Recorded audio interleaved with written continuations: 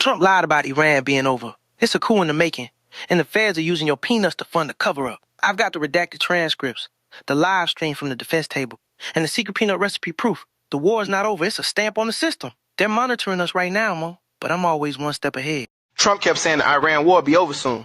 So why is it still going? On March 1st, Trump said the operation would last 4 to 5 weeks. By March 9th, he said the war was very complete and would end very soon. Then, on March 31st, he predicted 2 to 3 more weeks. On April 1st, he again said the U.S. would hit Iran extremely hard for 2 to 3 weeks. Then came an even more specific deadline. On March 21st, Trump gave Iran 48 hours to fully reopen the Strait of Hormuz, threatening strikes on Iranian power plants. Trump threatens to strike Iran's power plants if Strait of Hormuz is not open on April 7th. Trump announced a 2-week ceasefire, with an 8 p.m. Eastern deadline looming that night. And on June 11th, he said a peace deal could be signed that weekend, possibly Saturday or Monday. It never became the lasting settlement he predicted. By July 7th, Trump declared the interim agreement over. And as of August 13th, fighting, the blockade, and the Strait of Hormuz crisis remain unresolved.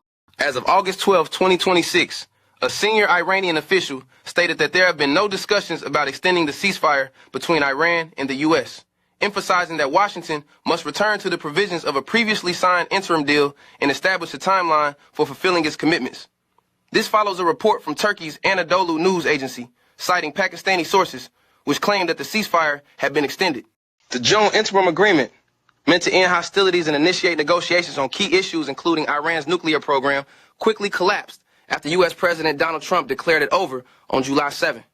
Iran blames the U.S. for violating the deal within 48 hours of signing and officially withdrawing days later.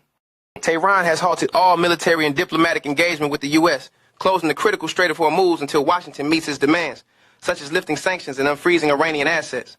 Negotiations are currently only taking place indirectly via mediators, including Pakistan and Qatar. As of August 13, 2026, the United States has threatened to continue its naval blockade of Iran indefinitely, escalating economic pressure amid failed ceasefire talks, a sharp drop in global oil supply, and rise in Middle East tensions. U.S. Defense Secretary Pete Hegseth stated that naval forces will rotate to sustain the blockade, which has significantly harmed Iran's economy. The situation worsened after Iran intensified control over the Strait of Hormuz and attacked oil vessels, including 2 from the UAE. Shipping traffic through the strait is drastically falling, and Iran is demanding the lifting of sanctions and the release of frozen assets in exchange for reopening the strategic waterway.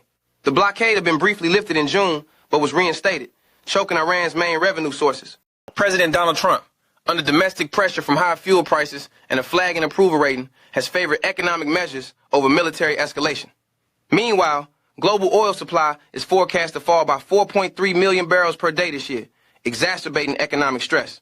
Reports of attacks by Iran-backed Houthis on Saudi oil infrastructure have further raised fears of a broader regional conflict, increasing the risk of global recession.